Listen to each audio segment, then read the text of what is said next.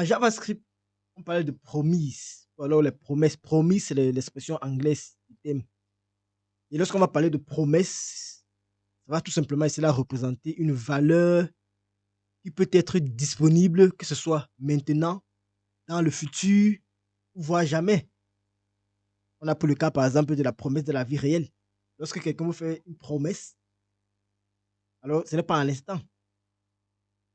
Ça peut être à l'instant, il peut vous promettre là, tout de suite, là, directement, vous fait, il exécute sa promesse. Mais maintenant, sa promesse peut être dans le futur. Et bien évidemment, également, sa promesse ne peut jamais avoir lieu. Il peut vous faire la promesse, mais il dit, par exemple, je vais vous offrir un téléphone, mais il n'offre jamais. C'est ça les promesses. Lorsqu'on parle de promesses, en fait, c'est ce qu'il faut retenir. Donc, si on veut plus entrer en profondeur, on va tout simplement dire cela qu'une promesse, c'est un objet, puisque nous sommes en JavaScript. Ça sera tout simplement un objet qui va représenter en fait l'achèvement ou l'échec d'une opération. Lorsque vous faites une opération, ça va vous représenter en fait ici son achèvement ou son échec. Et l'opération ici là que vous faites, c'est une opération asynchrone, bien évidemment. Vous vous rappelez bien de la synchronicité. Qu'est-ce que la synchronicité? Des requêtes en arrière-plan ou alors des traitements en arrière-plan. On a pris l'exemple par exemple d'un téléphone. On peut prendre également l'exemple d'un rendez-vous. Lorsque vous avez un rendez-vous, le rendez-vous peut avoir lieu maintenant, dans le futur ou bien jamais. Même chose lorsque vous faites une commande en ligne. Lorsque vous faites une commande en ligne, vous n'êtes pas sûr d'être livré. Vous avez une promesse que vous serez livré. Vous avez une promesse que le rendez-vous aura lieu. Mais maintenant, il y a les éventualités. Il y aura des différents états. Et ça, c'est clair jusqu'ici. Donc, en ce qui concerne les promesses, ils ont bien évidemment un principe de fonctionnement comme tout ce qui concerne le JavaScript. Donc, lorsqu'on parle de promesses, on va prendre par exemple un cas simple. Alors, par exemple, lorsqu'on a une alarme sans fil, je vais prendre le cas par exemple d'un restaurant. Dans les restaurants, le plus souvent, bon, dans certains grands restaurants, il y a les alarmes sans fil pour le service en fait. Donc, lorsque le client, par exemple, va essayer de passer une commande, on va lui remettre ici là une alarme sans fil. Et cette alarme donc, va être considérée comme un objet qui va donc représenter ici là la promesse que le restaurant en question vous donnera bientôt ici là des informations sur votre commande. Mais on ne sait pas quand l'alarme va sonner. Donc, lorsque vous faites passer votre commande, on vous remet votre alarme. Mais premièrement, vous ne savez pas quand est-ce que on va vous servir ou à l'heure que l'alarme va sonner. Vous ne savez pas également ici là quel est l'ordre dans lequel vous serez servi. Maintenant, lorsque la commande sera prête, on va dire cela que votre promesse a été résolue. C'est une promesse. C'est le principe de fonctionnement des promesses. On vous promet quelque chose, vous ne savez pas quand elle aura lieu, ni l'ordre dans lequel vous serez servi, mais quand elle sera prête, on va dire cela que votre promesse a été résolue. C'est ça le fonctionnement, en fait, ou alors le principe de fonctionnement ici là des promesses. C'est clair jusqu'ici là. Alors maintenant, en JavaScript, une promesse, c'est une requête. Lorsqu'on fait une requête, ça peut être une promesse. Donc, quand on envoie une requête ici là à un serveur, on ne sait pas quand ce dernier cela va répondre, ni dans quel ordre les réponses parviendront. Parce qu'il y a pris le cas du restaurant tout à l'heure. Vous ne savez pas à quand vous serez servi, ni l'ordre. Est-ce que vous serez servi en premier par rapport à ceux qui sont arrivés avant vous, ou quoi que ce soit. C'est la même chose en JavaScript. Quand on va envoyer cela notre requête au serveur en utilisant une requête, en faisant une requête HTTP, on ne saura pas quand le serveur va nous répondre, ni dans quel ordre. Parce qu'il y a plusieurs requêtes qui entrent. Donc, le serveur est contacté par plusieurs personnes, par plusieurs clients. Et maintenant, il ne connaît pas l'ordre de traitement des requêtes. Vous n'allez pas savoir quel sera donc cela l'ordre de réponse. Donc, en JavaScript, une requête, c'est une promesse, comme j'ai dit tantôt.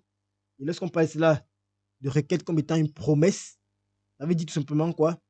Ça veut tout simplement dire que la promesse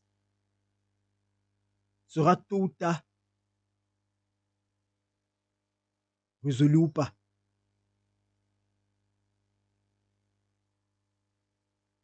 Et si c'est clair. Parce que lorsqu'on a lancé une requête, forcément, tôt ou tard, on va avoir un résultat. Ça peut être positif, ça peut être négatif. Donc, on aura au moins les résultats de notre requête tôt ou tard. Mais on ne sait pas quand. C'est ça le problème. Donc, lorsque nous sommes en JavaScript, donc, on va considérer une requête comme étant une promesse. Et maintenant, notre promesse sera soit un succès, soit un échec. Lorsque ça sera un succès, on va dire cela que la promesse a été résolue. Et lorsque la promesse est résolue, on a ici là une fonction de rappel qui est appelée. Même chose pour l'échec. Lorsque la requête a échoué, ou bien notre promesse soit avec un échec, on va dire cela que la promesse a été rejetée. Et on va faire appel cela à une fonction de rappel pour pouvoir traiter, pour pouvoir manipuler le rejet en question. Alors vous vous rappelez très bien des fonctions de rappel. La fonction de rappel, c'est là, dans le cas des promesses, ça sera tout simplement cela, l'action qu'on veut entreprendre lorsque la promesse sera soit résolue ou alors soit rejetée. Si on prend le cas du restaurant, par exemple, notre fonction de rappel sera quoi? Parce que lorsqu'on envoie une requête avec une promesse, on aura l'état de succès ou bien l'état de l'échec. Si on prend le cas du restaurant, par exemple, ça voudrait dire quoi? Pour le restaurant, aller par exemple chercher la commande, avec ça a été résolu. Quand votre alarme sans fil sonne, ça veut dire que la commande est disponible. Vous pouvez vous lever pour aller peut-être prendre, ou bien le serveur va venir directement à votre table déposer. Est-ce que jusqu'ici là, c'est clair pour vous? Donc, dans la pratique, une promesse que l'on lance aura des états en fait. Il y a trois états qu'on considère le plus souvent. Et quand on parle d'état, c'est le state. Donc, on aura un promise ou un state. Parce qu'on utilise ici là le constructeur. C'est la classe promise pour créer une promesse. Et maintenant, elle a une propriété state qui nous donne ici là les états, l'état en fait de notre promesse. Donc, lorsqu'on déclare, initialise, lorsqu'on initialise en fait une promesse, une fois qu'elle est initialisée, elle a des états. Et on a l'état pending, pour dire que c'est en attente. On a l'état fulfill, pour dire que ça a été accompli. Ou bien l'état rejeté, pour dire que la promesse a été rejetée. Et donc, dans la pratique ici, comme je dis tantôt, la promesse aura deux propriétés. Il y aura l'état, premièrement. Par la suite, nous allons voir la deuxième propriété. Pending d'abord. Quand on dit pending, vous comprenez que c'est en cours d'exécution.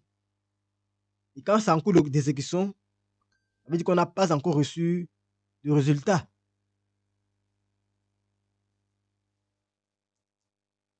Et ensuite, on peut avoir le full fit, qui dit que ça a été accompli et rejeté. Et là, c'est rejeté en fait. Donc, dans la pratique, si en fait, la deuxième valeur, en fait, c'est la deuxième propriété qu'on a, en fait, c'est la value. La valeur, quand on dit value, vous comprenez que c'est la valeur.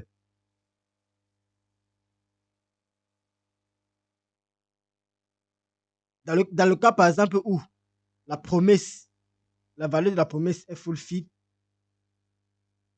ça veut dire que quoi? La promesse a été résolue. Et maintenant, pour pouvoir traiter ces différentes promesses-là, on va faire appel là, aux méthodes qui seront appropriées. Donc, à chaque fois, comme value, on aura full fit, on aura reject en cas d'erreur. Donc, je vais venir ici, là, avec créer un fichier, je vais montrer un exemple. On va mettre index. Bon, j'aurais dû copier à l'avance. Index. Bon, HTML. Bon, on va travailler directement avec JavaScript index.js. On ne va pas faire des traitements. C'est mieux de mettre quand même index.js. HTML. On va générer un code rapidement fait. On va importer notre fichier script.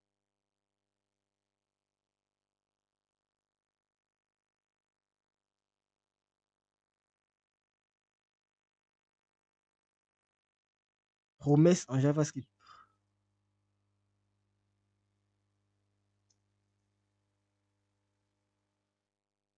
Ok. Dans un test script, c'est simple.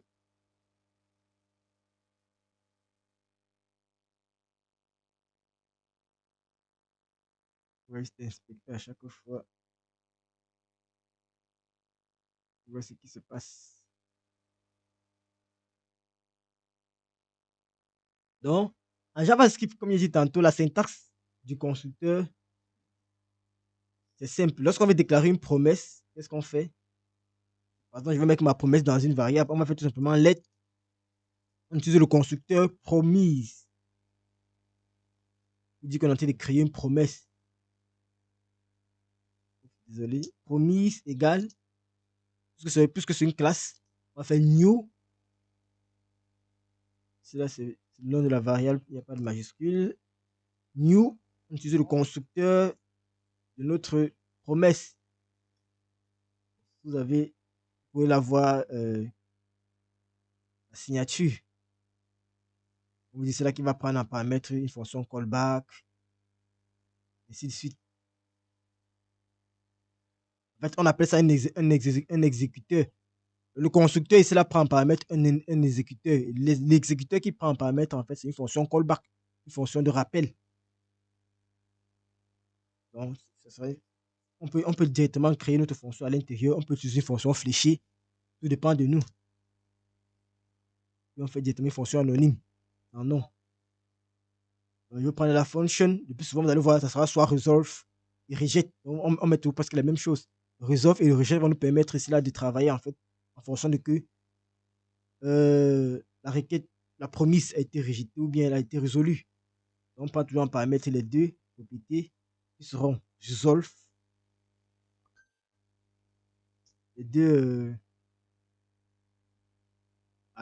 paramètres autant pour moi. Il y aura resolve. On va dire resolve. Et par la suite, on va dire reject. C'est une fonction anonyme. Une fonction callback. Donc, on a notre point virgule, bien évidemment. Donc, ici, à l'intérieur,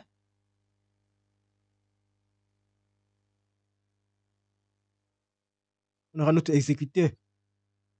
On aura le code qu'on veut, par exemple, appliquer. On va l'appeler l'exécuteur. Voilà la syntaxe, en fait, c'est là du constructeur de notre promesse. On utilise le constructeur promise. Alors, ce qu'il faut retenir, c'est quoi? C'est que la fonction que vous voyez passer à notre promesse, comme il dit tantôt, s'appelle un exécuteur. Cette fonction, c'est un exécuteur, en fait. J'ai l'impression que c'est petit. La fonction s'appelle un exécuteur. Donc, quand notre new promesse sera créée, la fonction ci en fait sera lancée automatiquement. Donc, dès qu'on crée notre promesse, directement l'exécuteur qui est la fonction ici là en paramètre. Une fonction prise en paramètre, c'est une fonction callback, vous vous rappelez très bien. Donc, quand elle sera donc lancée, elle sera donc créée en fait. L'exécuteur qui est la fonction prise en argument là va être lancé de manière automatique. Donc, à l'intérieur, nous allons mettre notre code que nous voulons exécuter. Le code résultat qu'on va avoir en fait. Donc, dans plusieurs cas, par exemple, on peut essayer de voir comment est-ce qu'on peut appliquer cela. Et lorsqu'on parle de resolve, ça veut dire quoi? Ça a été résolu. Lorsqu'on parle de reject, ça veut dire quoi?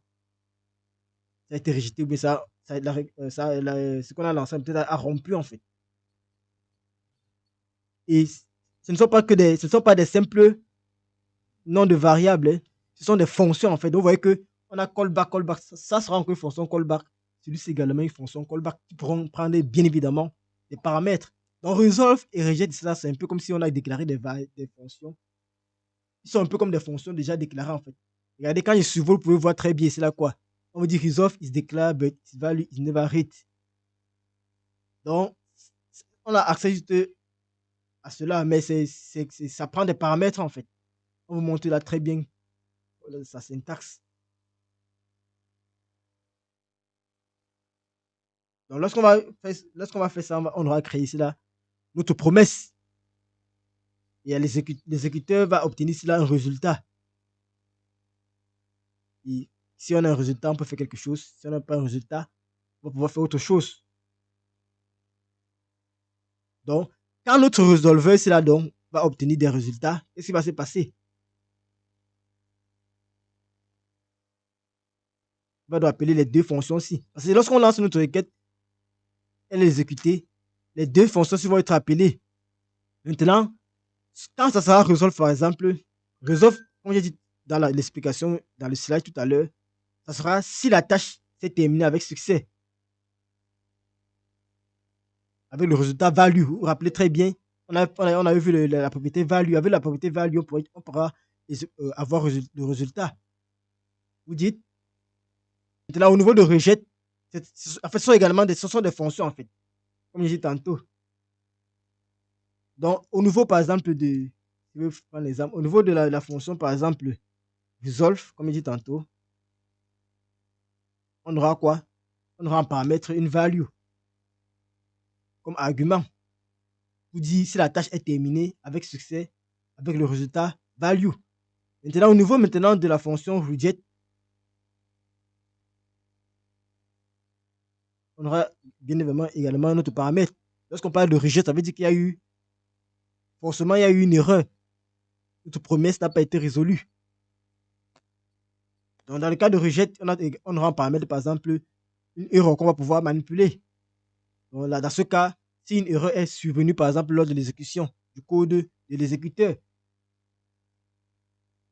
donc les values et recevront bien évidemment, autant pour moi, des objets.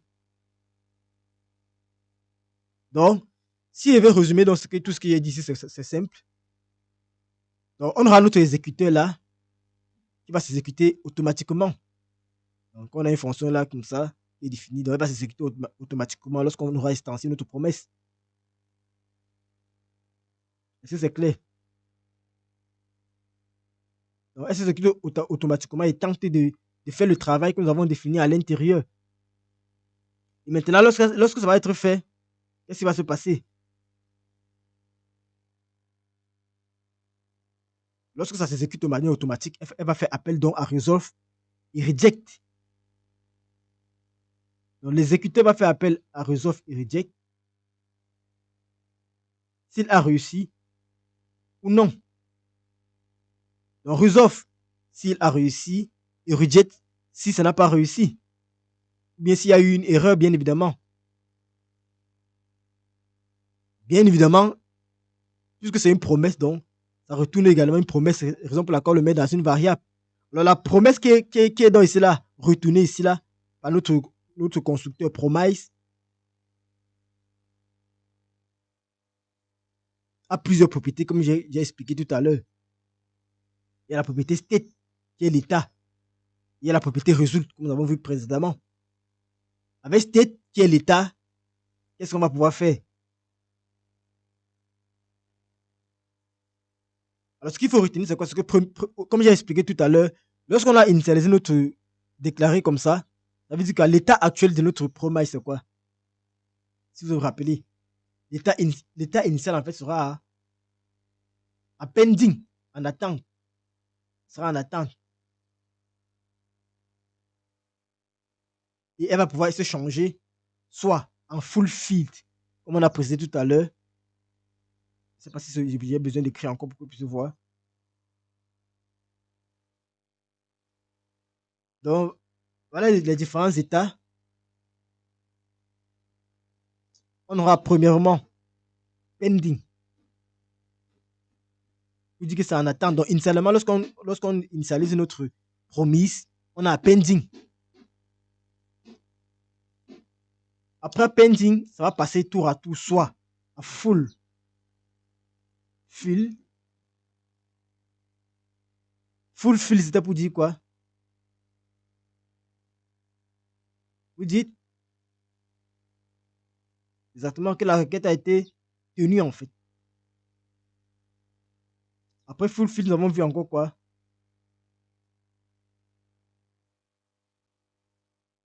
Donc, en fait, lorsque ça passe à fulfill, ça voudrait dire quoi? Ça veut dire que ça veut dire que c'est passé à resolve, non? Donc, ça veut dire que ça a été résolu.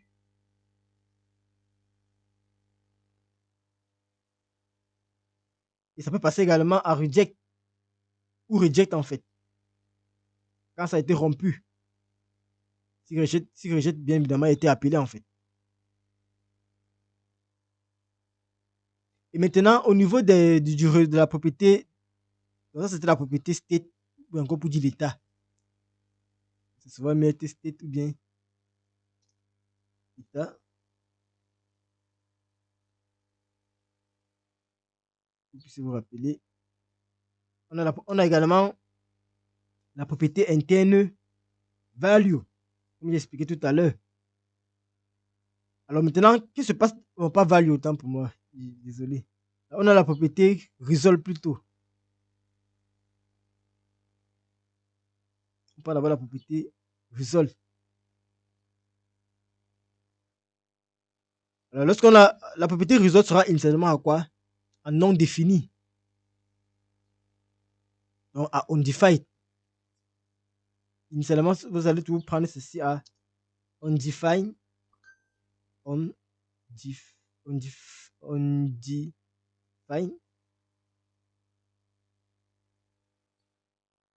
C'est ça. Yeah.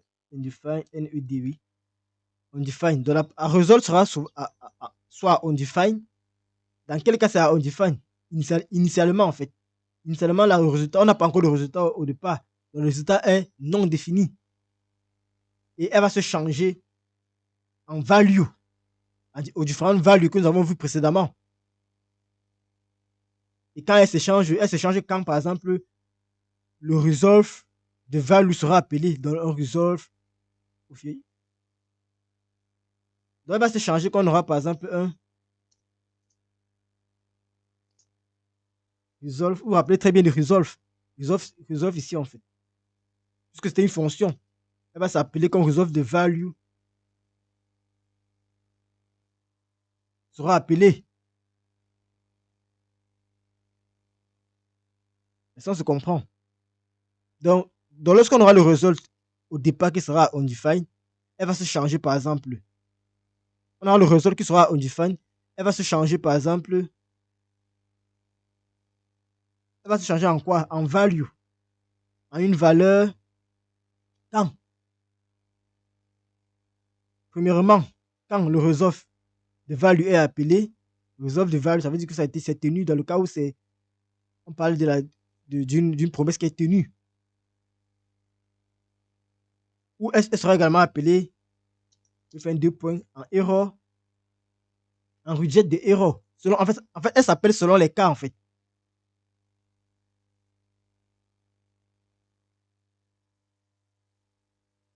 Donc, selon les cas, on aura un résultat. Forcément, on aura toujours un résultat. Mais au départ, c'est undefined. Donc, par exemple, si notre promesse dans ce cas est undefined, parce qu'on n'a pas encore fait un traitement qui a un résultat donné. Donc, initialement, ce qu'il faut retenir, c'est quoi? Au départ, on crée en extension, en fait, notre promesse.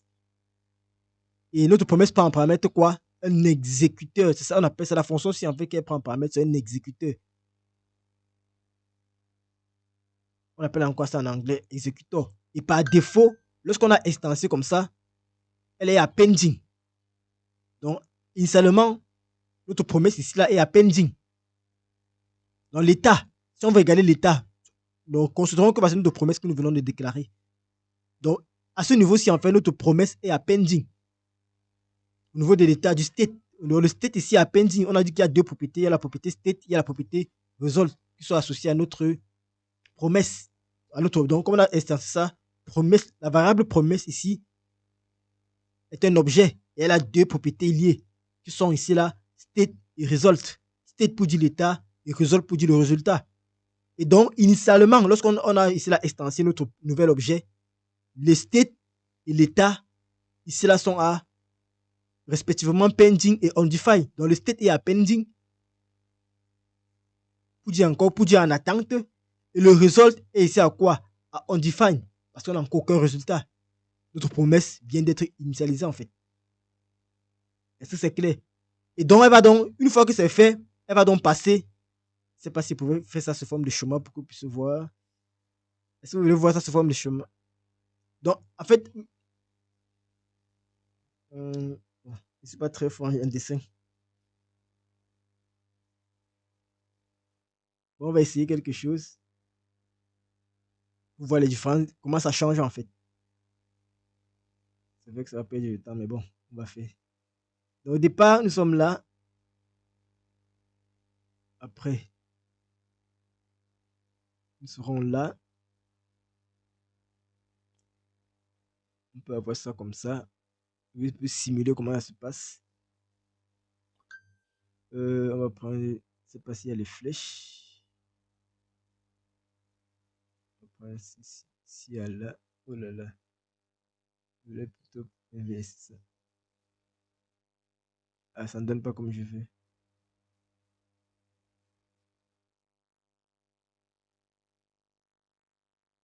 S'il est possible même de... Là, là. Ah, on va faire avec. Vous aurez compris. Mais non, c'est très grand. Je vais le faire avec les traits. On va prendre ça comme ça. On va prendre ça comme ça. On va simuler nous-mêmes notre flèche.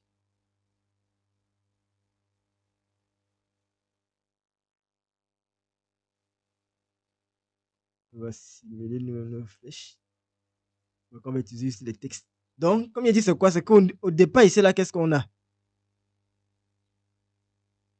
Donc, on extensie notre objet de type promesse. Donc, qu'est-ce qu'on fait? Exactement.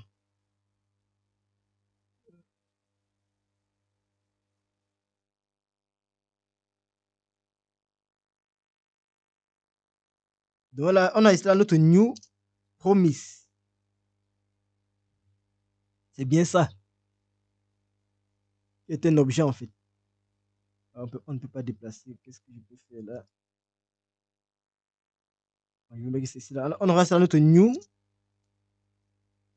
promise qui prend en paramètre quoi? Notre exécuteur qui est une fonction callback. Vous vous rappelez très bien. Notre...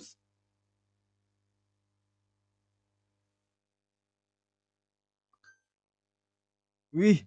En fait, lorsqu'on parle de fonctions callback, ce sont des fonctions passées en paramètre à des fonctions en fait. C'est pas que c'est une fonction anonyme. Les fonctions anonymes sont à part. Les fonctions anonymes, c'est une fonction qui n'a pas de nom.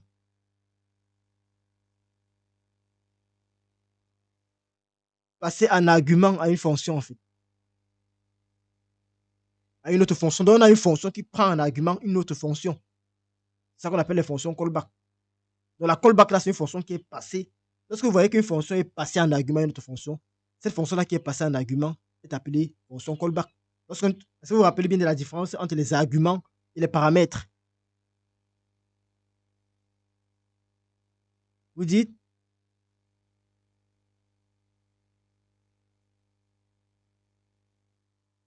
non, new promise, c'est un constructeur, non? Donc, ça veut dire que dans la définition de JavaScript, promise, c'est une classe qui a été définie. Et maintenant, lorsqu'on fait une new promise, on extensie quoi? Un objet. Vous vous rappelez très bien des classes. Lorsqu'on fait une new promise, on extensie un objet. Donc, dans notre cas, par exemple, ici, dans la variable promise, on a fait let promise.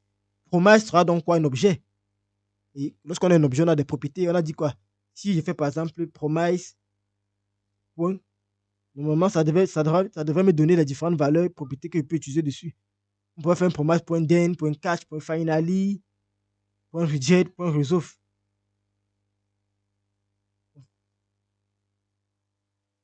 Donc, lorsqu'on extensie en fait notre promesse, en paramètre, on a un exécuteur. Et par rapport à l'exécuteur, on a dit quoi? L'exécuteur, ce sera une fonction callback. Elle va s'exécuter elle-même, puisqu'elle elle est prise directement en paramètre, elle n'a pas de nom. Elle s'exécute directement lorsqu'elle est appelée.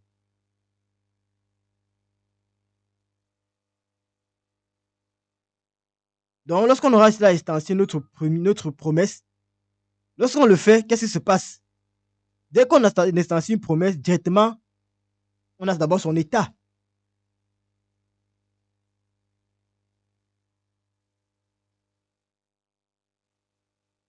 On aura l'état, par exemple, on aura le state, la propriété state, qui sera à quoi? Pending, parce qu'on vient d'initialiser en fait, pending. Et nous aurons quoi? La propriété resolve, qui sera à quoi?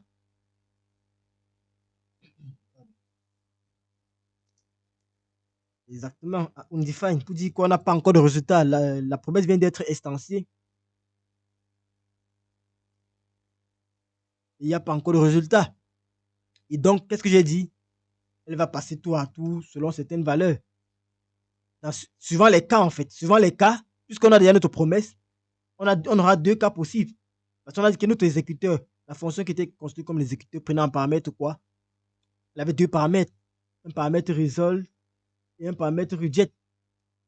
Donc, lorsqu'on est ici là, il y a deux cas possibles. Soit on passe à un resolve. J'espère que vous voyez bien mon écran. Soit on passe à un resolve. On a bien dit que les paramètres pris par l'exécuteur étaient des fonctions également. Donc, soit on passe par resolve. Par resolve. Et en argument, on aura quoi? Une value. Ça veut dire que ça a bien été résolu. Et si ça a été résolu, forcément, ça a retenu un résultat. Et on prend donc ce résultat-là donc en paramètre. Dans le second cas, c'est le cas où ça a été rejeté. Donc, si ça a été rejeté, on a bien également notre fonction qui sera reject. On va prendre en paramètre quoi cette fois-ci? L'erreur par rapport au rejet. Et on va donc pouvoir interroger tous ces différents éléments-là en fait. Donc voilà les deux cas possibles. Et donc, si nous sommes quittés avec une promesse et qu'elle est passée à resolve avec une certaine valeur, ça veut dire que le state a changé. Forcément, le state a changé. Et cela, le state sera maintenant plutôt à quoi? On aura un state fulfill. On aura fulfill.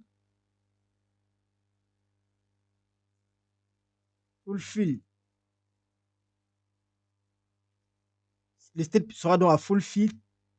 Et dans le résultat, qu'est-ce qu'on aura? On aura un résultat. Parce qu'à chaque fois qu'on a une promesse, on a le state, on a le résultat. Ça, c'est les propriétés. Donc, quand on quitte d'un état à un autre, on a toujours deux propriétés, state et result. Et le result va retenir donc quoi?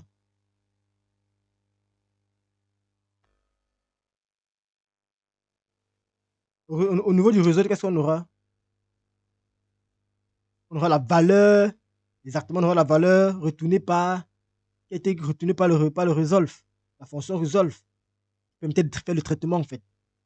Donc, on reste là dans la value. De l'autre côté, c'est la même chose. On est quitté avec une erreur. Donc, forcément, ici, là, ça sera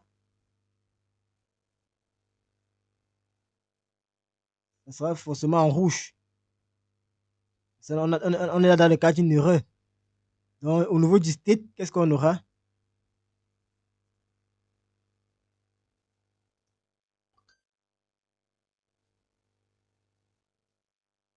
Exactement. Au niveau du state, on aura. Qu'est-ce qu'on aura au niveau du state? La promesse a été rejetée. On avait vu les différentes valeurs possibles par rapport ici là au state. On avait dit que ça pouvait être quoi? Fulfill, reject. S'il y a une erreur par rapport ici là, ça veut dire quoi? Si ça a été rejeté, ça veut dire qu'au niveau du state, le state sera reject.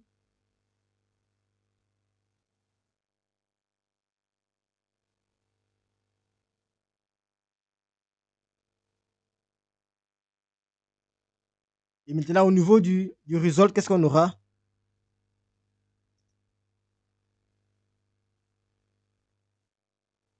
Au niveau du result, on a l'erreur en fait. C'est le même principe en fait. Et ça se comprend. Donc, vous voyez que c'est assez simple. Donc, plus tard, ce que nous allons faire, nous, on va voir cela comment est-ce que On peut donc s'abonner à ces différents changements. Mhm. Oui, en fonction du changement. C'est un peu comme, enfin, là, en fait, on vous montre en fait comment est-ce que l'exécuteur changera en fait la promesse à un de ses états. C'est le rôle de l'exécuteur en fait. Le rôle de l'exécuteur, c'est de traiter et maintenant faire le changement d'état. Pourquoi? Parce que lorsqu'on va faire, je ne voulais pas encore entrer à l'intérieur, lorsqu'on va faire une requête Ajax par exemple, on va utiliser une promise. Et l'une des choses pourquoi on utilise les promises, elle est simple. On veut éviter ici là, en fait le problème avec Ajax. Tout à l'heure, je vais vous montrer le problème. Si vous vous rappelez encore très bien, est-ce que vous vous rappelez du TP que nous avons fait la dernière fois? Vous verrez que là, on avait une imbrication des fonctions callback. Vous voyez qu'à chaque fois, on appelait une fonction dans une autre fonction, une fonction dans une autre fonction. Est-ce que vous vous rappelez? Donc, vous voyez que ça faisait un peu de flou. Pour faire une maintenance sur ce code-là, ça devait être un peu. Je dis comment?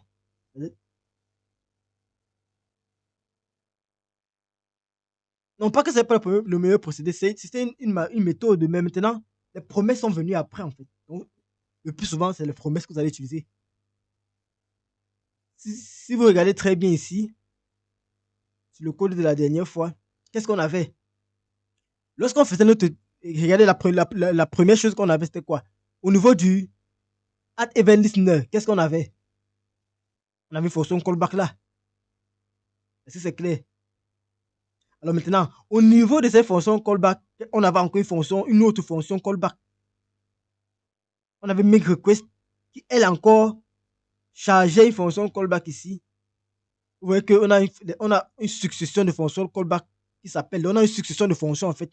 Et faire la maintenance ici, là, vous dites que vous allez à chaque fois parcourir des éléments, parcourir des éléments. Et c'est un peu fastidieux, quoi. Donc, les promesses viennent un peu résoudre cela. Avec la promesse, dès qu'on va faire, on va contacter le serveur en fonction de ce que le serveur nous a retourné. On va directement exécuter ce qu'on veut sans devoir encore aller dire qu'on va tester. Même pour gérer les erreurs également, ça sera plus facile de gérer les erreurs avec directement le reject.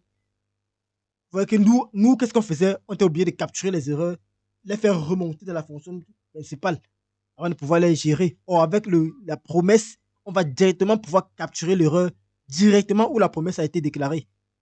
Je ne sais pas si vous voyez. Exactement. Parce que dans ce qu'on avait fait, c'était quoi? Il fallait faire remonter en fait le code pour. En fait, à chaque fois, on passait les paramètres pour que à chaque fois, dans le paramètre, on renvoie les réponses qui vont être traitées par la première fonction qui a fait appel à la callback. Bon, ça fait un peu touffu, quoi. L'état peut changer. Et l'état change, c'est là où, dans notre exécuteur, en fait. C'est nous qui faisons changer l'état, en fait. C'est ce qu'il faut comprendre. Alors, on peut faire un tout petit test pour que vous puissiez comprendre. Là, il veut commenter tout ça. On va instantier un nouvel objet. Promise. Bon, ça sera bien, c'est là qu'on essaie de mettre un compilateur JavaScript directement dans l'éditeur pour ne pas toujours aller dans le navigateur. Là, ça nous affiche directement en console. Bon, forcément, il y a des extensions qui le font. Bon, je n'ai pas encore eu à travailler dessus. Ok, ce qu'on va faire, c'est quoi? On va donc déclarer notre promise, comme on le fait toujours, suivant la syntaxe.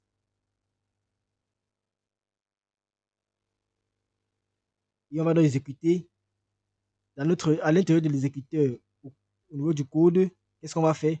On va essayer de faire.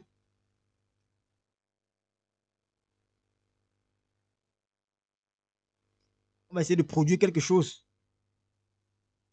en disant, on va essayer d'utiliser la fonction setTimeout. Est-ce que vous vous rappelez du fonctionnement de la fonction setTimeout? setTimeout.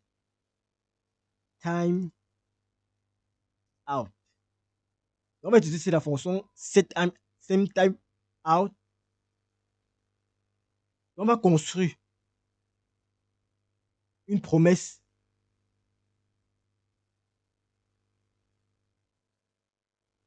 Et on va spécifier en fait ici là sa fonction exécutrice, la fonction qui est à l'intérieur.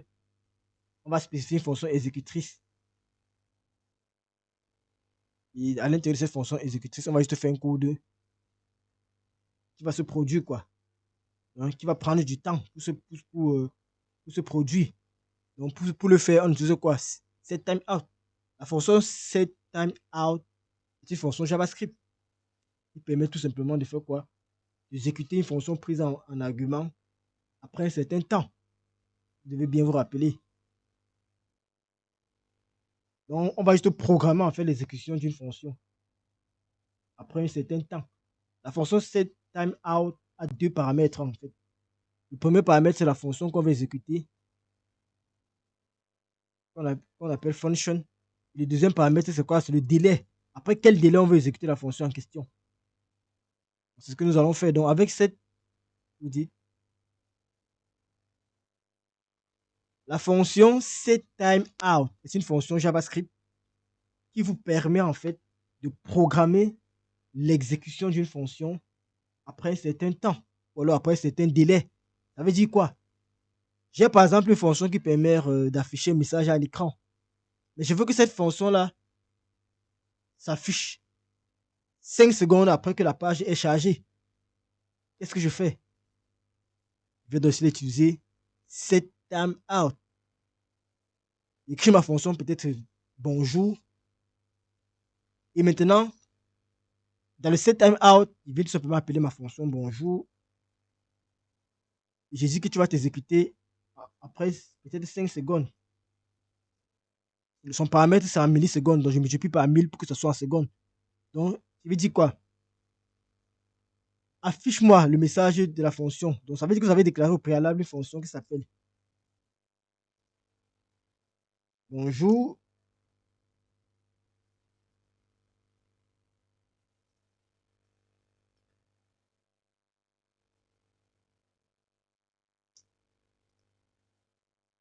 Ça fait peut-être un console.log.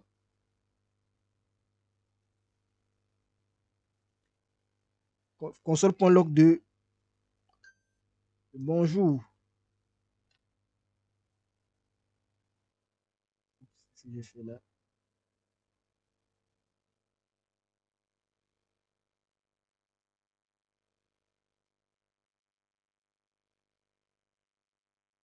Donc, si je déclare ma fonction là, et que je vais appeler bonjour ici, en lui passant le paramètre, s'il appelle setTimeOut avec bonjour et CMU, ça veut dire quoi? Après 5 secondes, j'aurai un affichage en console du texte bonjour. C'est simple comme bonjour, non? Okay. C'est le même principe. Donc, dans notre. Donc, on va donc faire quoi? On a donc instancié notre. On va l'appeler comment? On va donc instancier ça notre constructeur d'une promesse. Et on va donc, dans sa fonction donc, exécutrice, on va donc ici produire un code après un certain temps. Et le code qu'on va produire, par exemple, sera de faire un resolve. Tout simplement, on va donc retourner un resolve. Pour dire que ça a été fait. Et peut-être on va le faire peut-être en une seconde. Donc c'est simple. Qu'est-ce que je fais? Je fais tout simplement set time out. Je vais privilégier ici là par exemple la fonction fléchée ou encore le arrow function. Je prends un paramètre ma arrow function qui va tout simplement faire un resolve en fait. Qu'est-ce qu'on a dit par rapport au resolve? Donc, puisque c'est une fonction, puisque c'est une arrow function, ne prend pas d'argument. Je retourne donc quoi? Un resolve. Son paramètre c'était quoi? C'était une valeur. Donc, je vais donc dire c'est là que ma promesse est bien résolue. Donc je retourne dans ce résultat, le résultat de donne. Je le fais après combien de secondes? Je vais dire par exemple une seconde. Paramètre si c'est en 1000 millisecondes. Donc ça fait une seconde en fait. J'ai donc terminé. Alors, qu'est-ce que vous voyez avec ce code?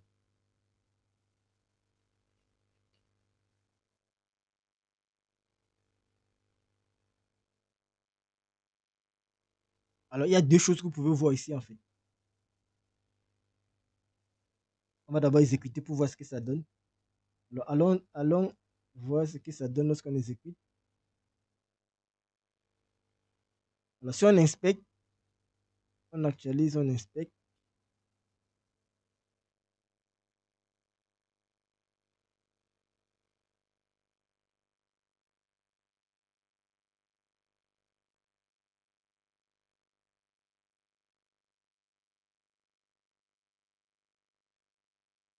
Bon, moi, je n'ai rien retenu. Je vais voir ça où là, console.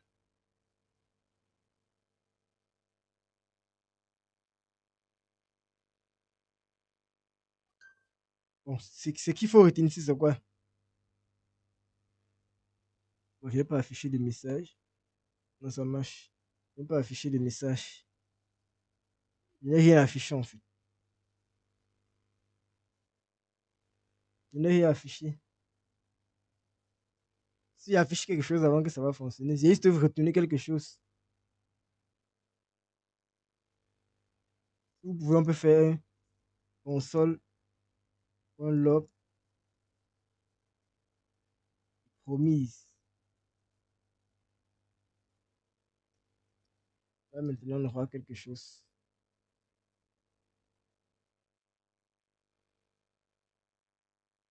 Ok, vous voyez, on a bien retenu la promesse qui a été créée. Maintenant, vous allez voir, lorsque je déroule, qu'est-ce qu'on voit? On voit très bien que j'ai une promise qui est à quoi? Donc, dans le state, promise state est à quoi? À fulfill. Et dans le promise result est à quoi? À done. C'est assez simple. Donc, donc ce qu'il faut comprendre aussi, c'est quoi? Ce qu'il faut voir en fait dans notre code, c'est que l'exécuteur, qu'est-ce que l'exécuteur,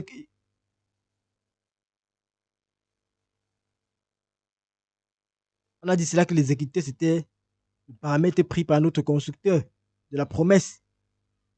Donc l'exécuteur, en fait, est appelé cela de manière automatique, en fait. Lorsqu'on instancie, en fait, euh, notre, notre promesse, l'exécuteur est appelé de manière automatique et immédiatement. Ça se fait de manière immédiate. Raison pour laquelle vous avez vu en une seconde directement, bon, vous ne pouvez pas voir une seconde, on ne va pas le voir parce que la page a déjà chargé jusqu'à terminer. Donc, c'est tout simplement vous dire que l'exécuteur, en fait, est appelé de manière automatique et immédiatement qu'on a lancé. Donc, une fois qu'on lance, on initialise notre promesse, directement l'exécuteur se met en place. Il s'exécute de manière automatique. Donc, directement, quand vous faites le new promesse, ça se produit. Et maintenant, qu'est-ce qu'on a dit par rapport à l'exécuteur? L'exécuteur est une fonction. Elle prenait quoi en paramètre? Deux arguments. Quels sont ces deux arguments? Elle avait le resolve, elle avait le reject.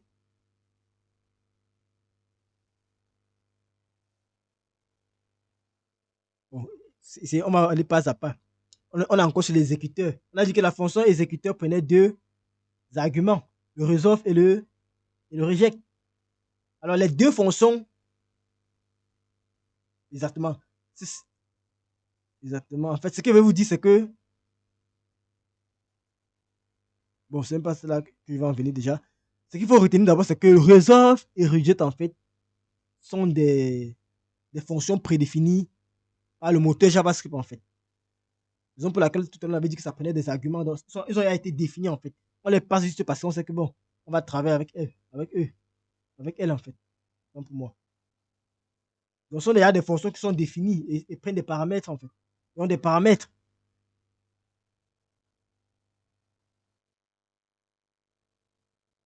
Donc, raison pour laquelle vous avez vu, je n'ai pas créé J'ai nulle part créé, par exemple, une fonction resolve. Et pourtant, je l'ai appelée ici. Je l'ai appelée ici, là, pourtant, je l'ai nulle part créée parce que ça existe déjà en JavaScript. On fait juste appel à ces fonctions-là, en fait. Quand le résultat est prêt. Quand le résultat est prêt, on fait appel à la fonction. Quand l'échec est prêt, on fait appel à la fonction rejet. Donc, ce qui se passe, c'est qu'après une seconde, qu'est-ce qu'on a? Donc, après une seconde de traitement, notre exécution qui est resolve, appelle donc resolve et donne. Et elle fait appel à resolve et donne tout simplement pour produire un résultat. Et lorsque donc, dans notre exécuteur, dans le code de notre exécuteur, qu'est-ce qu'on veut faire? On veut tout simplement faire appel au resolve après un certain temps, en fait. Parce que normalement, c'est après un certain temps qu'on a un résultat. C'est ce qu'il faut comprendre. Même chose avec les requêtes HTTP qu'on fait. Lorsqu'on envoie une requête XML HTTP request, on attend la réponse. Et vous avez vu très bien, qu'est-ce qu'on faisait? On vérifiait en fait les statu code avec les requêtes HTTP request. Donc, dans notre exécuteur, c'est ce qu'on va toujours faire. On va regarder peut-être les statu code. Nous, dans notre cas, en fait, on veut juste simuler, en fait. Dans notre temps, on veut juste simuler. Maintenant, pour simuler, qu'est-ce qu'on fait? On définit une fonction set timeout, comme si on avait fait un traitement, en fait. On attend, par exemple, une seconde. On peut attendre 2 secondes avant de peut-être de manipuler l'objet resolve. On attend 2 secondes et on retourne le resolve. Ça, c'est une fonction fléchée, donc c'est ce que je suis en train de faire, en fait. Il dit que retourne-moi, en fait, resolve à donne. Donc, c'est là qu'est-ce que je suis en train de faire. Je suis en train de changer l'état de ma promesse. Puisque j'ai fait appel à resolve, ça veut dire que si j'ai fait appel à resolve, ça veut dire que ma promesse, après mon traitement, je veux retourner un résultat positif pour dire que c'est résolu. Raison pour laquelle, après, avec le side time out, il dit que bon, après une seconde, retourne-moi le resolve à donne. Qu'est-ce qui va se passer donc? Non, on ne peut pas se comprendre. C'est vous qui décidez. En fonction, c'est vous qui décidez si ça a été rejeté ou bien c'est resolve. Selon les cas, selon le traitement que vous faites en fait. Si c'est dans le cas d'une requête HTTP, ça sera rejeté quand? Lorsque l'erreur est peut-être. Exactement, c'est pour ça qu'il dit que c'est resolve. On va faire un traitement sur resolve et reject en fonction du traitement qu'on a. Donc, dans notre exécuteur, on a un traitement qui va être fait. C'est ici qu'on va exécuter notre code en fait. Lorsqu'on aura instancié par exemple la requête, lorsqu'on aura lancé la requête XML HTTP request, il va falloir écouter le statut code pour voir est-ce que c'est bon. Dans le cas où la requête est bien partie, qu'est-ce qu'on fait? On va valider la requête et on dit que c'est parti. Donc, nous, ici, là, on simulait juste qu'après une seconde, retourne ceci. Donc, on est sûr que c'est parti. C'est OK, en fait.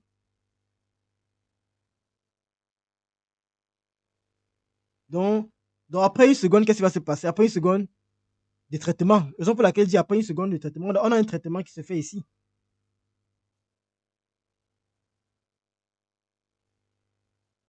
Après une seconde de traitement, bon, on sait peut-être que le traitement était OK.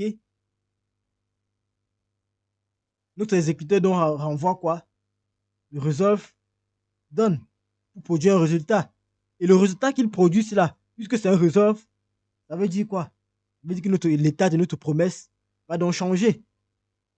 On est donc quitté d'une promesse qui, au départ, lorsqu'on l'a initialisée, était à pending et un result à undefined, qui va donc passer après cette instruction-ci à quoi?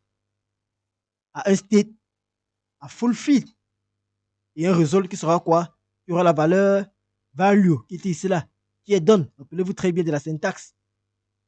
Resolve, reject, on avait quoi? Pending, fulfill. Le result pouvait prendre quoi? Il prend la valeur, les deux, bien évidemment, prendre une value dans le cas du resolve, une erreur dans le cas du reject. Et donc, on retourne cela. Et dès qu'on fait ça, ça retourne cela et l'état a donc changé. Donc, après cette instruction, si vous allez voir que l'état a bien évidemment changé en fait.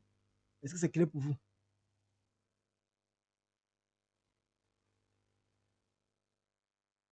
Donc, on peut donc voir notre exemple maintenant d'un exécuteur en fait qui rompt la promesse avec une erreur. C'est très simple. On va tout simplement copier ça. On va copier tout. On va commenter. On va dire exécuteur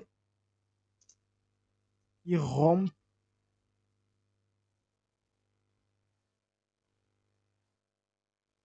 la promesse. Qu'est-ce qu'on a?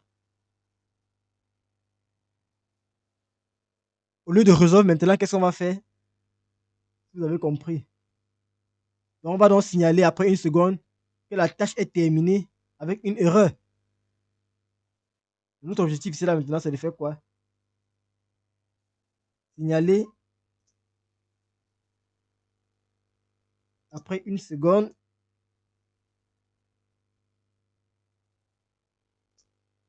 que la tâche est terminée avec une erreur. Donc, ça veut dire c'est là qu'on aura plutôt un reject. Et un reject va prendre quoi? Une. Oui, maintenant, une erreur. On peut utiliser le constructeur error de JavaScript. Donc, on va faire une extension de new error. Donc, comme valeur, on va faire new error et on va définir juste l'erreur, une erreur.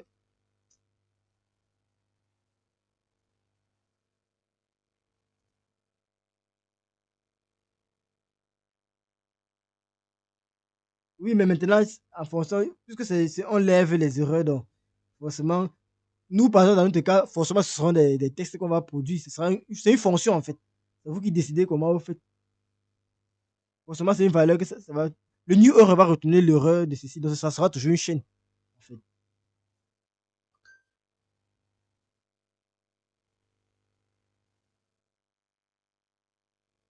Donc, si on le fait, vous allez voir qu'est-ce qui se passe.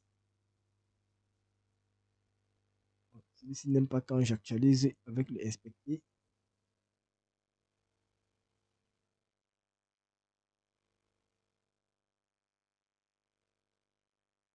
Vous voyez. Donc, moi, j'ai levé une erreur, raison pour laquelle j'ai dit quoi? New error. Ça lève directement l'erreur. Regardez ici. Dans ma fiche directement. Et si je regarde bien mon état, c'est à quoi?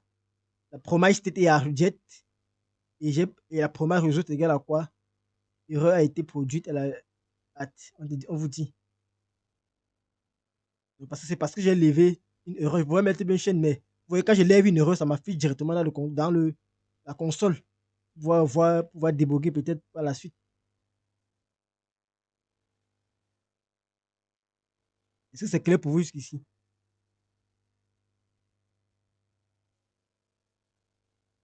Ok, ok. Donc, si on veut donc résumer pour clôturer d'abord avec ces deux premiers éléments, c'est que je vous ai parlé là de l'exécuteur. Donc, l'exécuteur, en fait, ici, là, son rôle, c'est de réaliser un certain nombre de tâches, en fait, un certain nombre d'instructions. Et lorsqu'on parle de réaliser des tâches, ça peut être quoi? Quelque chose qui va prendre du temps. Par exemple, l'envoi d'une requête HTTP vers un serveur peut prendre du temps. Donc, le rôle donc, là, de l'exécuteur, c'est de réaliser donc, cette tâche-là. Et une fois pendant qu'il réalise cette tâche-là, pendant qu'il réalise cette tâche, en fait, il peut donc faire appel soit à resolve, soit à reject pour changer en fait l'état de l'objet de notre promesse. Et ça, on se comprend. La raison pour laquelle on parle en fait, c'est là il y a plus le cas toujours avec les requêtes HTTP. Lorsqu'on envoie la requête HTTP, nous ne savons pas quand est-ce que la requête HTTP va se produire ou alors va se terminer. Ça va prendre un temps. Donc maintenant, dans notre exécutif, il faudra donc, pendant ce, pendant ce temps-là, en fonction des différentes valeurs retournées, peut-être les codes d'erreur ou les statu quo, notre objet XML, HTTP request, travailler donc ici là avec soit reject ou resolve en fonction des cas.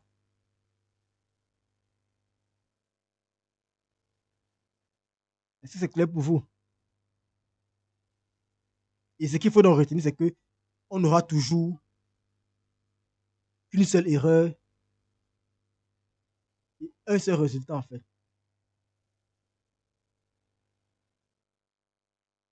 Et dans notre cas, on est en train de montrer juste, non, dans le traitement, c'est quelque chose qu'on peut faire. Et après, en fonction des valeurs peut-être de notre traitement, là, je suis juste en train de simuler. On va voir ça dans la pratique avec les requêtes HTTP. C'est ce que j'expliquais en fait. Qu'est-ce que j'expliquais? J'expliquais cela que par exemple, lorsqu'on envoie une requête HTTP, ça prend un temps. C'est le traitement. L'envoi d'une requête HTTP, c'est un traitement. On contacte un serveur. Par exemple, dans notre cas, c'était le serveur de météo. On contacte le serveur de météo, mais on ne sait pas quand est-ce que le résultat va venir. Maintenant, en fonction du statut code de notre requête XML HTTP request que nous avons lancé, on va donc ici là, c'est le traitement que nous avons fait. Maintenant, le traitement, c'est quoi? C'est l'envoi de la requête, la construction et l'envoi de la requête. Maintenant, lorsque la requête est par exemple est déjà pending, en fonction des différentes valeurs du code, ou alors du statut du code, qu'est-ce qu'on va faire? On va donc ici là, soit faire appel à resolve, soit faire appel à reject.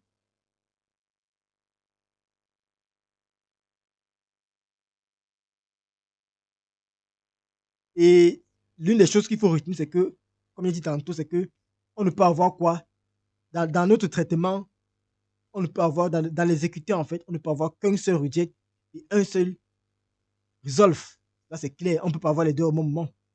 On peut avoir plus, en fait. C'est ce que je veux dire. Donc, soit on aura un resolve done, soit on aura un reject de quelque chose. On ne peut pas avoir plus de deux, plus d'un resolve, ou bien plus d'un reject. Donc, par exemple, ici, qu'est-ce que je peux faire? Je peux même venir toujours ici. Qu'est-ce que je fais? Je peux même faire directement ici, là.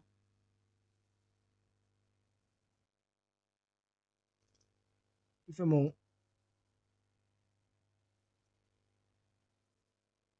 Donc, dans le cas, par exemple, où le traitement est OK, parce que je fais pour ne pas vous embrouiller lors des révisions, je vais commenter ça.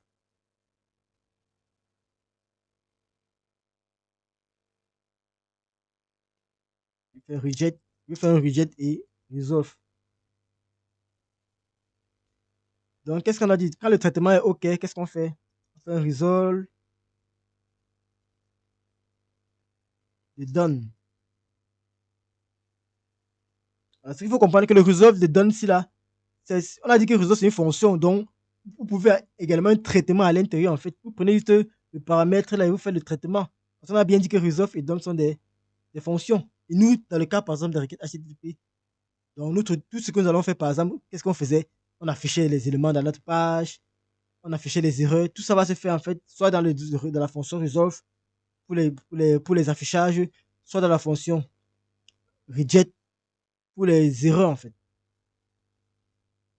Donc, si je fais un traitement, quand le traitement est OK, je passe à resolve done. Après, je fais un set time out de reject new. Donc, je ne peux faire ça qu'une seule fois, en fait. Je ne peux pas faire les deux au même moment.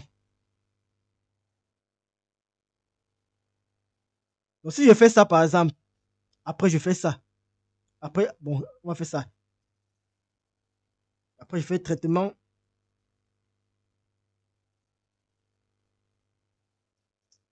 off. Qu'est-ce que je fais? Je fais plutôt un reject de new error. C'est new error.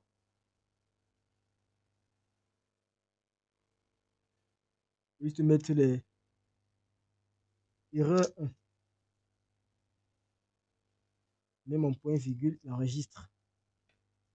Alors, si je fais ça, en fait, dès qu'il va trouver un resolve, ça sera bon. Après, il va trouver un rejet, ça sera bon. Mais tout ce qui va suivre, il va rejeter, en fait. Donc, le deuxième rejet, si la deuxième fonction rejet, si là, ne va pas être prise en compte. Pourquoi? Parce que là, il a utilisé resolve une fois, il a utilisé rejet une fois. Donc, c'est peut-être pour dire qu'on ne peut utiliser resolve et rejet une seule fois. Donc, on va aller voir,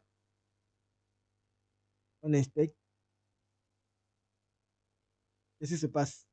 voyez que ça a ignoré la deuxième fonction resolve. Donc ça n'a pris que la première.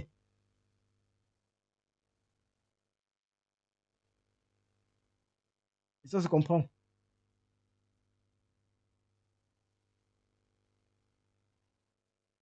Donc ça doit appeler une seule fois resolve ou reject.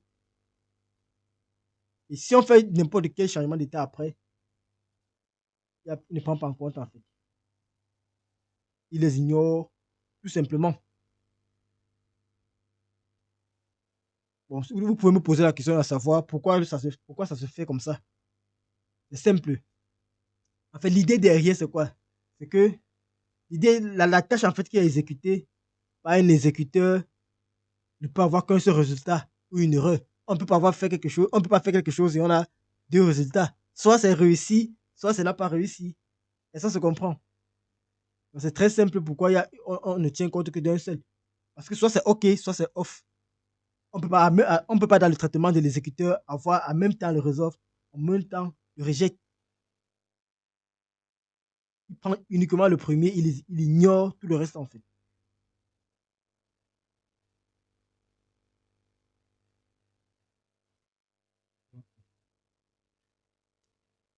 D'accord, bon, j'espère que jusqu'ici là c'est clair pour vous.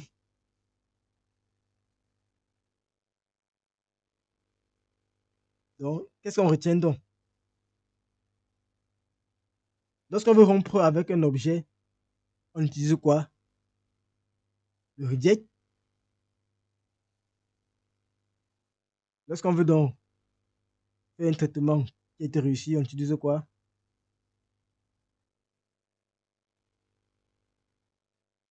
Vous dites resolve, exactement. Donc, les propriétés dont ici là, state et result, je vais dire, sont ici là internes à notre promesse. Bien évidemment à l'objet promise, puisque c'est avec l'objet promise qu'on construit notre objet promise que nous avons déclaré par exemple ici dans notre code. Maintenant, ce qu'on va donc faire, c'est savoir comment on va donc consommer en fait nos promesses. On a, on a, on a instancié en fait autant pour moi nos promesses. Comment on va donc faire pour pouvoir les utiliser? Parce qu'on ne peut pas directement les utiliser ça à l'intérieur. Pourquoi? Comme je disais tantôt, c'est que les propriétés dont state et result, on avait dit qu'une promesse a deux états, a deux propriétés autant pour moi. La propriété state et la propriété result.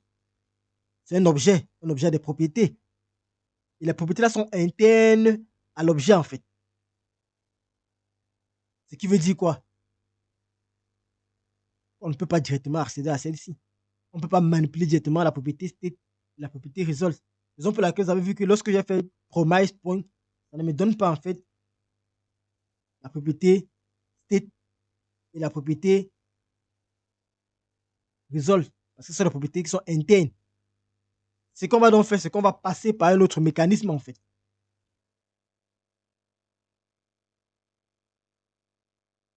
On va appeler ça la consommation en fait d'une promesse. Grâce ici à plusieurs mots-clés. On aura le then, on aura le catch, on aura le finally. C'est donc ça on va voir pour pouvoir avancer en fait. Alors, il faut qu'on termine ça aujourd'hui pour que la prochaine fois, on clôture avec ça sur l'exemple que nous avons eu à faire.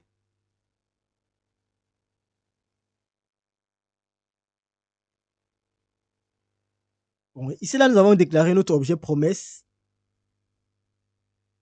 que ce soit ici, que ce soit plus haut, que ce soit plus bas. Bon, là, on va ignorer. Bon, on va laisser comme ça. Donc là, nous avons déclaré, par exemple, notre objet promesse. Et on sait très bien quoi? Que l'objet promesse que nous avons créé ici, là, permet de faire le lien entre l'exécuteur. Vous vous rappelez très bien. L'exécuteur, c'était quoi? C'était le code qui était produit à l'intérieur de notre fonction puis en paramètre. En fait, c'est la fonction paramètre prise par notre promesse. Donc, ce qu'il faut retenir, c'est que l'objet promesse permet de faire le lien donc, entre notre exécuteur et les fonctions qui permettent de consommer notre promesse. Lorsqu'on parle de consommer, c'est les utiliser bien évidemment. Et lorsqu'on va consommer donc ici là notre promesse, on va pouvoir avoir quoi?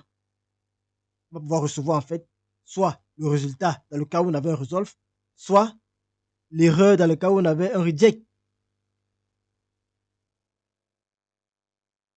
Il y en a 3 méthodes qui seront utilisées pour le faire. Donc, lorsqu'on va faire la consommation en fait,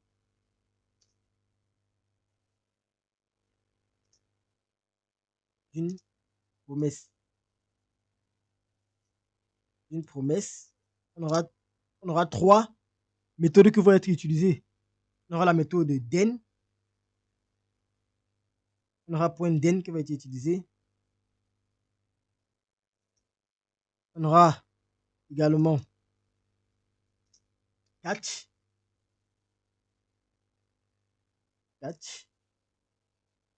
un peu comme le try catch.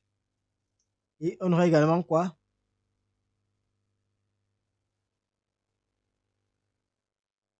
Finally. Vous dites, dans un premier temps, on va voir catch et then pour pouvoir consommer une promesse. Vous dites,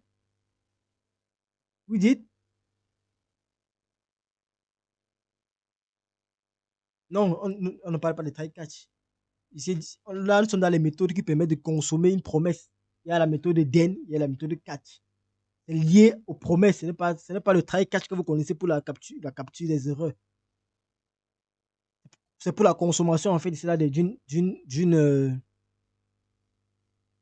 le catch que vous parlez, c'est un peu comme une classe. Ici, là, c'est une méthode qui permet de capturer, permet de consommer une promesse, en fait. Est-ce que c'est clair pour vous?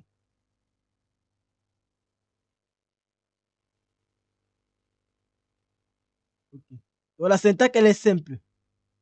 Lorsqu'on a une promesse, il prend par exemple ma première promesse.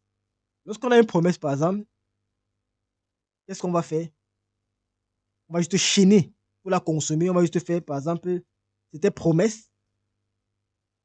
Je vais l'appeler comment? Une promise. On va juste faire point then. Avec c'est une méthode, de prendre un paramètre un certain nombre d'éléments. Il va toujours prendre un paramètre en fait des fonctions callback. Pour faire quoi? Pour pouvoir gérer des résultats corrects. Pour pouvoir gérer des résultats incorrects ou alors les erreurs. Donc le premier argument, les deux arguments en fait seront soit pour gérer l'erreur, soit pour gérer le cas de succès. Donc on va gérer soit le result, soit l'erreur. Donc on aura toujours là une function. Il dit la méthode DEN permet de consommer une promesse. Pourquoi? On avait dit cela que les promesses ont deux propriétés. La propriété, vous me rappelez les propriétés? La propriété, non. La propriété state et la propriété resolve. Et maintenant, à partir d'une promesse, puisque une promesse est un objet, elle a la propriété resolve, result et resolve et state autant pour moi.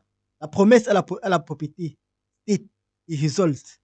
Or, on ne peut pas directement, ce sont des propriétés internes à la promesse, on ne peut pas directement communiquer avec elle.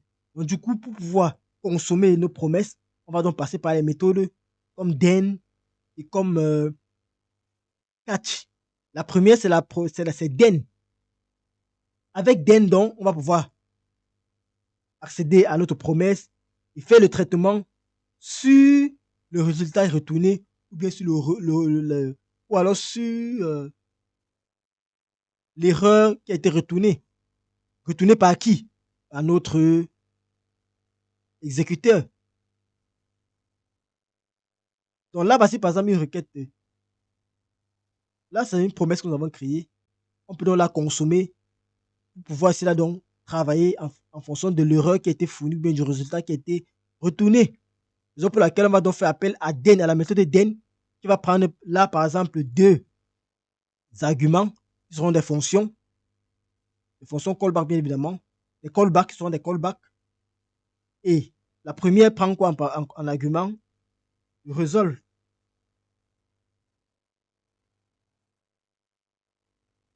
Et dans le resolve, qu'est-ce qu'on va mettre donc? Je peux faire un commentaire pour vous montrer comment il peut commenter ça. C'est mieux avec les. Ok, là c'est bon. Alors, voilà les deux arguments qu'on aura.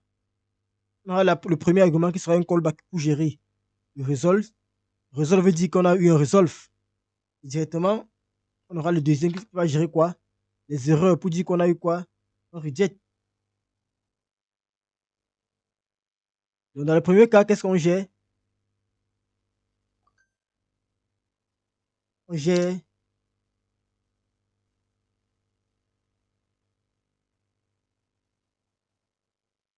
dans ce premier cas, on va faire quoi? On va dire gère un résultat correct.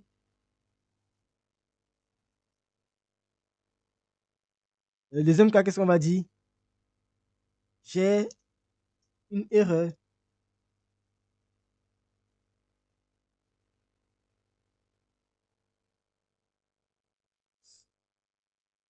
Donc, voilà les deux trucs qu'on va utiliser en fait.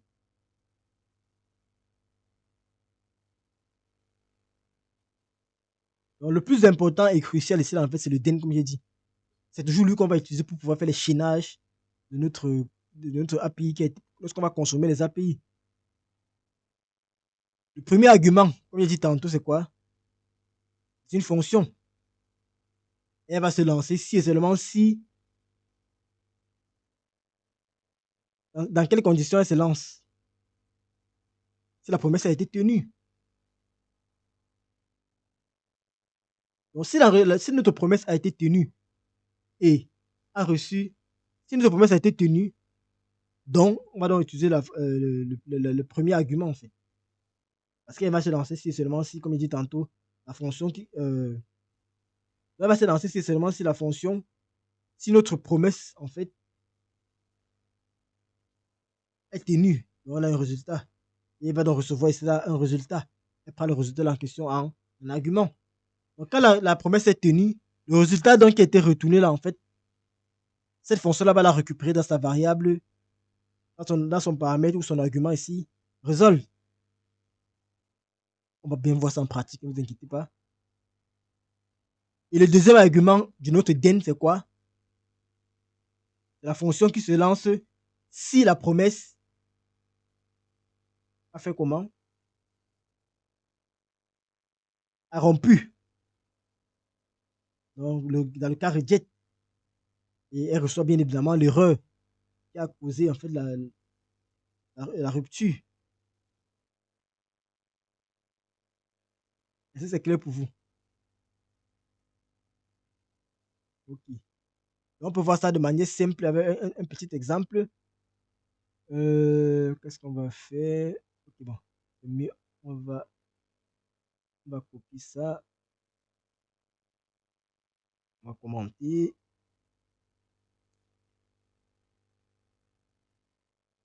Voilà, ça c'était la syntaxe. Mais je ne modifie pas.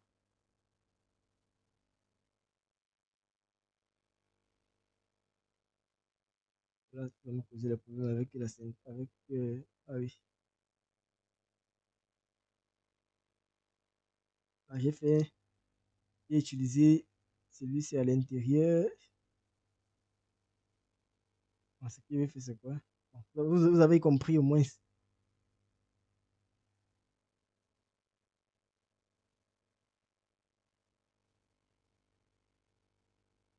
Là, je vais faire également ça. Ça va pas me poser des erreurs.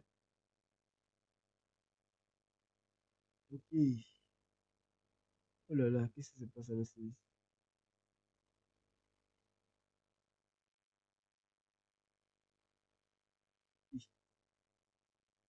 On revient toujours sur notre ancien exemple. On va créer là notre promesse.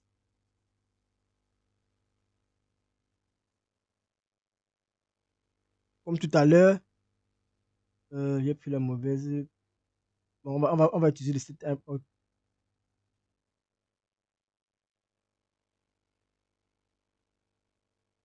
Hmm, on va prendre ceci. On va utiliser juste le say time out pour pouvoir retourner quelque chose. Donc, qu'est-ce qu'on va donc faire? On va faire tout simplement un set time out dans le cas où on a un resolve.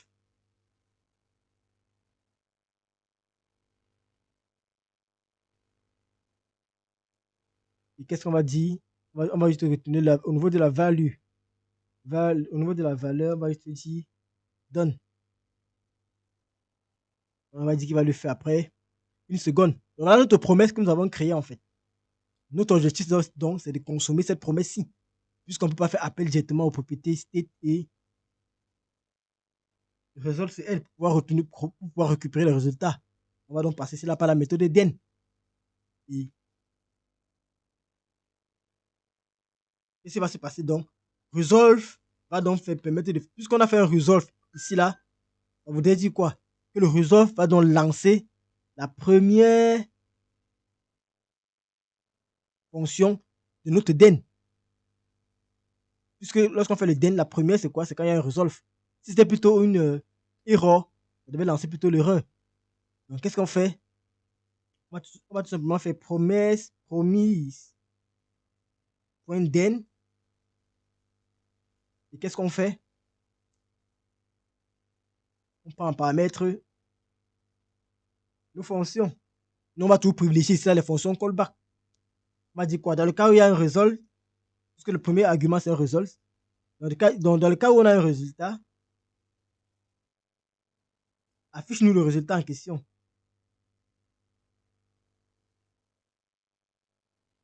Puisque lorsqu'on fait un den, il récupère la valeur qui a été retenue ici, là, qui était donne. Et pour passer ça ici, en fait, dans le result, si nous prenons un argument à notre callback. Donc, on va faire quoi? Result reçoit quoi? Alerte de résultat. On va juste afficher ce résultat-ci. On n'oublie pas notre point virgule. Bon, c'est même pas obligé. La virgule plutôt parce que c'est une fonction. Et un deuxième. Maintenant, on va dire dans le cas où c'est l'erreur plutôt, le nom que je donne sur top, c'est pas obligatoire. Hein. C'est juste un paramètre que j'utilise en fait. Dans le cas où il y a une erreur, qu'est-ce qu'on fait? On va faire alerte erreur.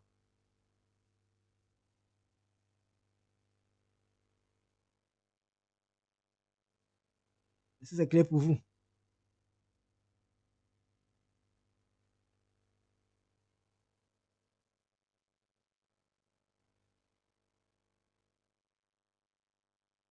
Donc, il peut donc exécuter pour voir si c'est correct. Si je m'en vais actualiser ma page, c'est censé fonctionner normalement. Ça ne fonctionne pas, parce qu'il y a problème quelque part. Ok, ça fonctionne. Après une seconde. Donc, regardez ce qui se passe. Lorsque j'actualise ma page, après une seconde, qu'est-ce qui se passe? Oui, bien là, c'est affiché. Done. Il dit que la requête, que notre promesse s'est bien exécutée avec resolve. Mais si c'était une erreur plus tôt, il devait afficher. Il devait plutôt afficher dans ce cas.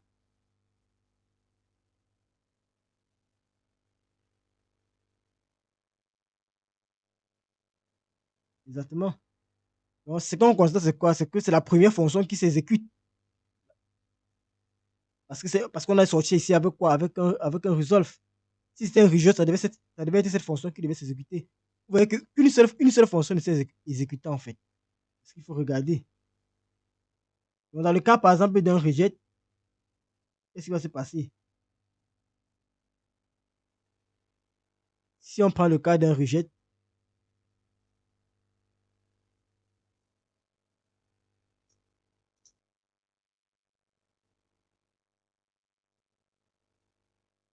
comment ça?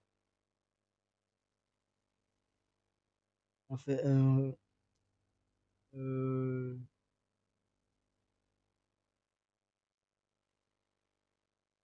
un reject,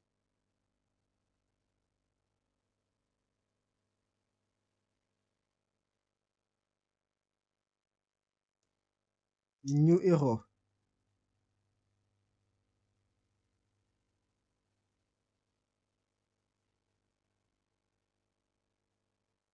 On peut mettre l'erreur.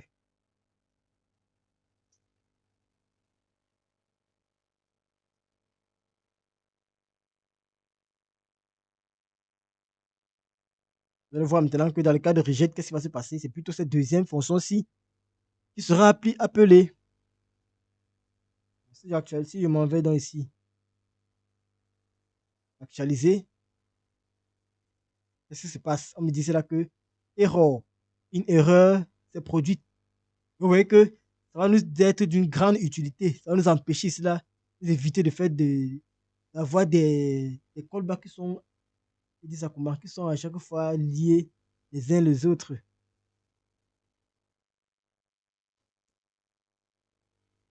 Donc, si nous sommes si dans notre code, en fait, nous sommes intéressés uniquement par les promesses qui seront tenues dans les resolve, on va tout simplement fournir une fonction en argument aden. Si on veut traiter uniquement les resolve, on n'a pas besoin de spécifier les deux. Et si on veut traiter les deux à la fois, bien évidemment, on va afficher les deux. Donc, à côté maintenant des den, on a le catch. On parle de catch. Vous comprenez que c'est une capture. Donc, c'est un peu comme on veut récupérer les problèmes qui ont eu. On veut capturer les problèmes, les erreurs. Donc, si par exemple, lors de la soumission, en fait, lors de l'extension d'une promesse, on veut par exemple cela avoir les erreurs, on peut mettre ça à nul.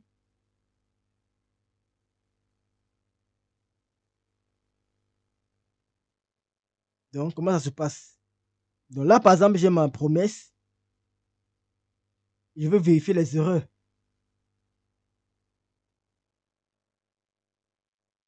On va utiliser quoi ici?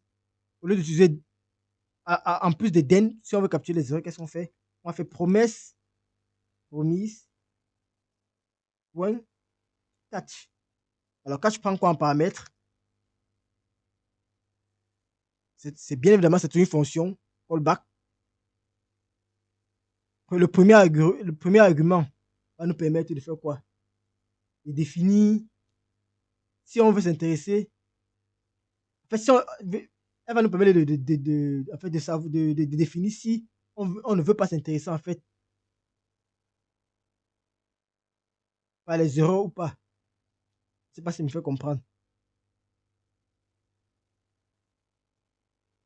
Le premier argument en fait nous permet de définir si nous sommes intéressés par les erreurs de notre promesse. Et dans ce cas, on précise comme premier argument ici là la valeur nulle.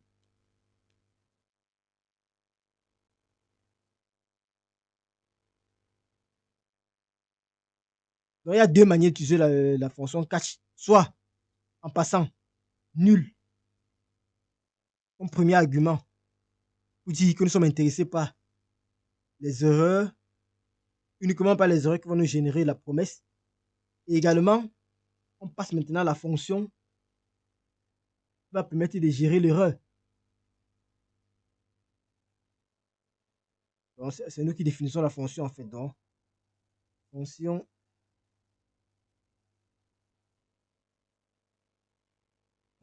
gérant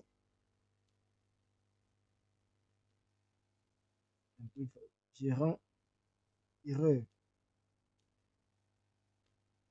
Bien évidemment, on va écrire la fonction en question. Donc, voilà la syntaxe en fait. Mais il y a deux possibilités. Soit vous faites ça comme ça, ou soit, bon, je confonds quelque chose. Regardez par exemple, lorsqu'on lance une fonction, ici là c'est plutôt avec le den que je voulais parler. Lorsqu'on lance une promesse en fait, si on veut s'intéresser aux erreurs de la promesse, il faudra passer ici le nul. Donc si je fais ça par exemple, j'ai fait une erreur tout à l'heure. Si je fais par exemple promesse.den, en mettant nul ici là, ça veut dire que je ne m'intéresse pas à tout ce qui concerne le resolve ou bien le reject. Ça veut dire que je m'intéresse ici là à quoi? Aux fonctions, aux erreurs. Et maintenant là, je peux donc ici là gérer mes erreurs en déclarant la fonction qui va gérer les erreurs.